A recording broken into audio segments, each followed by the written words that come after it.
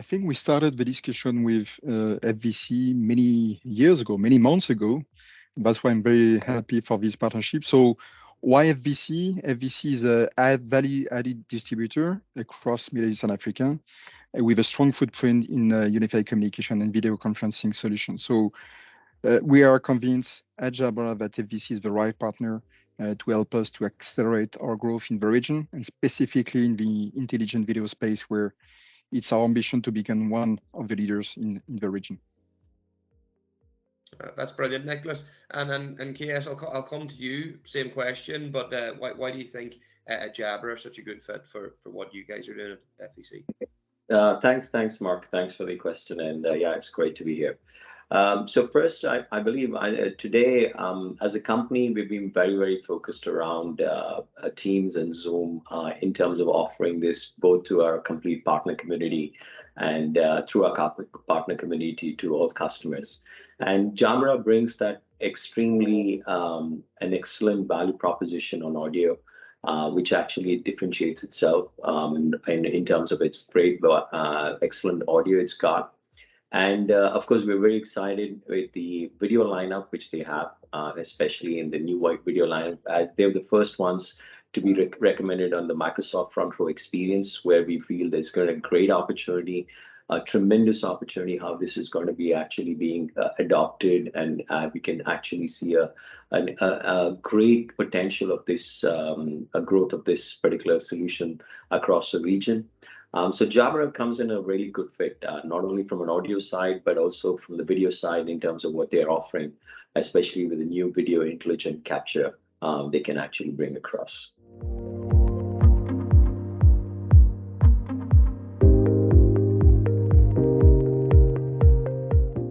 Two things have happened. Let's start pre-COVID, post-COVID. Okay. And in pre-COVID, those COVID times, I think the only way we had to communicate or collaborate with anyone was at the Microsoft Teams or Zoom, and there was no choice. Meetings were not referred to, and everything went in. And in fact, the adoption of Teams and adoption of Zoom just exploded across the whole region. And obviously, we saw a lot of hybrid meetings coming in, and people started, adopting and understanding this value proposition, how a hybrid meeting can actually help them. Not a hybrid meeting, a virtual meeting can help them to resolve, not only in terms of running their business, but resolving in terms of continuing productivity and also the workforce everyday business life. Post-COVID, I think that adoption of virtual meetings actually went to the sky roof. Obviously, people also wanted to meet face-to-face, because obviously there's no face-to-face meetings, which didn't happen over almost 1.5, 2 years. And all of a sudden, people were even able to travel. But at the same time, people saw two things. Hey, is this really required to travel? Could this meeting be done virtually? Or can I bring an expert into this meeting virtually so that I can add more value into this meeting?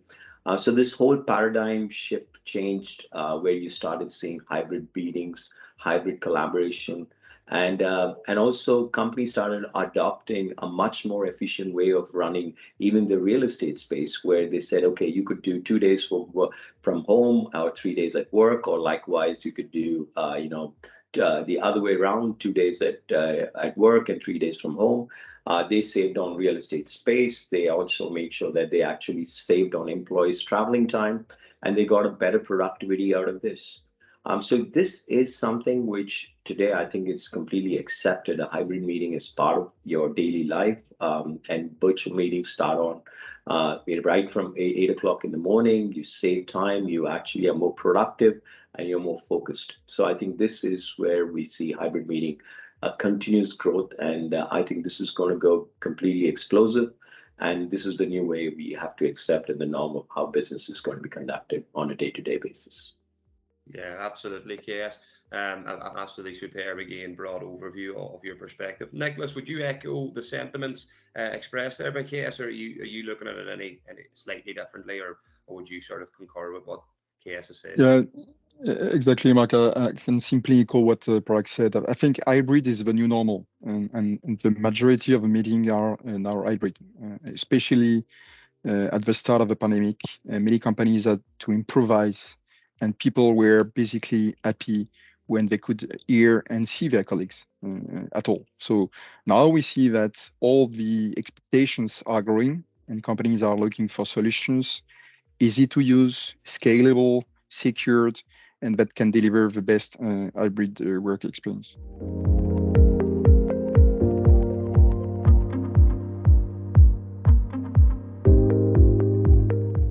To deliver the best experience, you need the best benefits of the technology, of the best technology. So one of the main factors that help us to deliver the best possible virtual experience is artificial intelligence. So our video solutions are today more intelligent than before, in the sense of they are equipped with edge processors on the device itself. So that's enabled features such as intelligent zoom or virtual director, which provide a dynamic and authentic meeting experience, so that no one feels left out, and no matter where they participate from.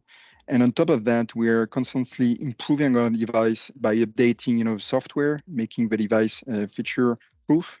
So it's a totally free software. And for example, in the Parag 20, our personal video camera, we're now adding the feature background blur. So this is the feature that a lot of video conferencing platforms like Zoom or Microsoft Teams offer as well, but there are several big advantages, I would say, having it on the device itself. One is that it's totally independent on the platform that you are using. It always works. And another is the question of security. So the actual background image, which is hidden by the blur itself, is not transmitted by the camera. So it's all being processed on the device, protecting the privacy on your background and potentially sensitive data from cyber attacks or cyber security points of view.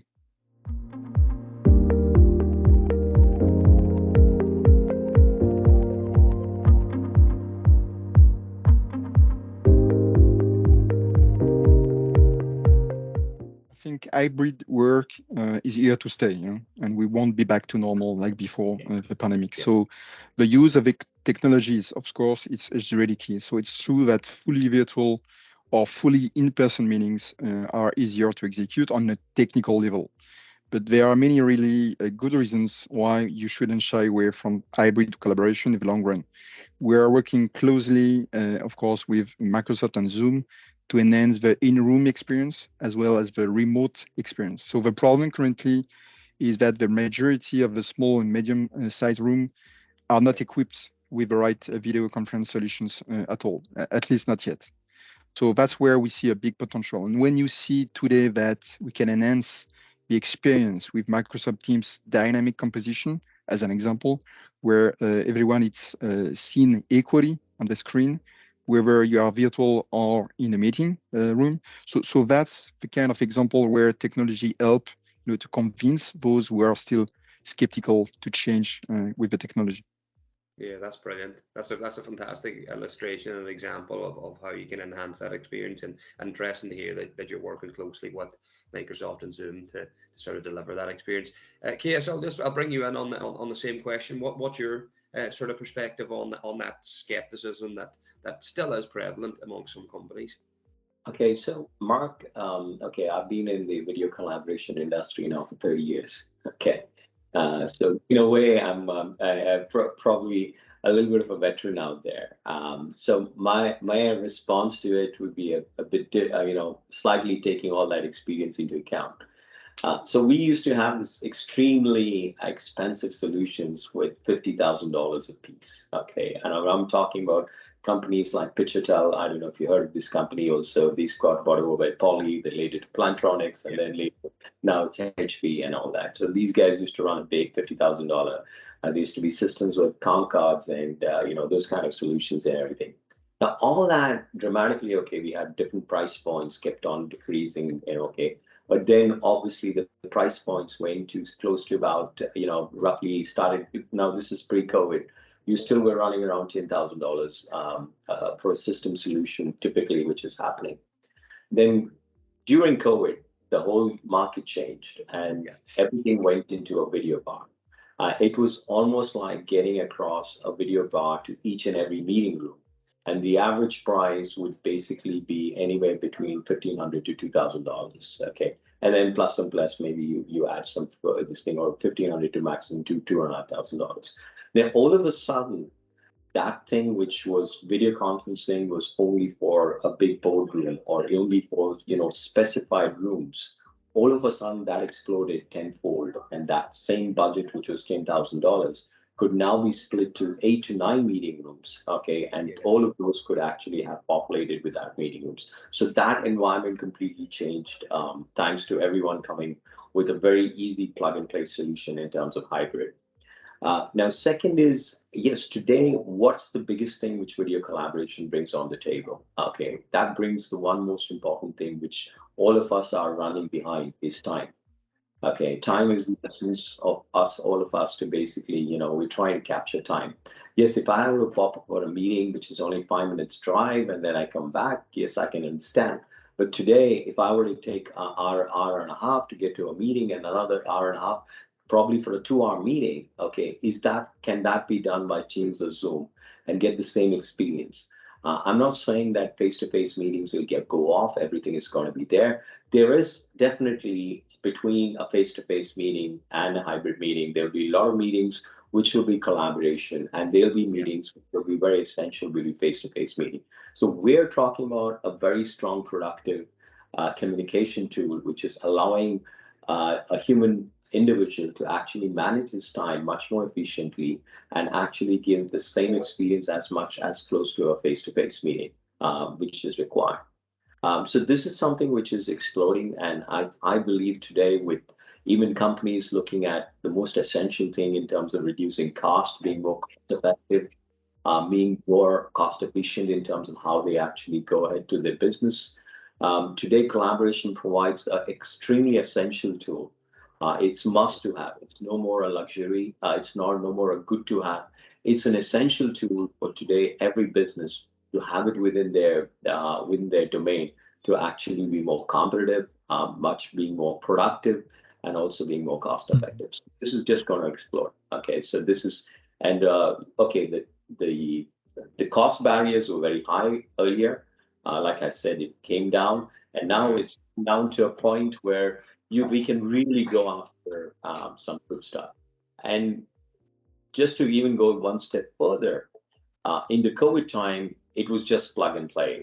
Whatever solution came across, whether it was good, bad, or it was average, it was doing the job, it was plug and play. But now, since hybrid meetings came in, because we have people in the office and people also working from home, they started specifying on better audio quality, better video quality, a better experience. So actually, what we've seen is post-COVID, the cost of the average sale deal, which was close to $1,500, is actually gone to $2,500. Okay, why? Because they wanted a better experience. Yeah. And we're trying to see companies adopt this technology much more, and definitely get the gains of having video collaboration as an essential piece of communication with.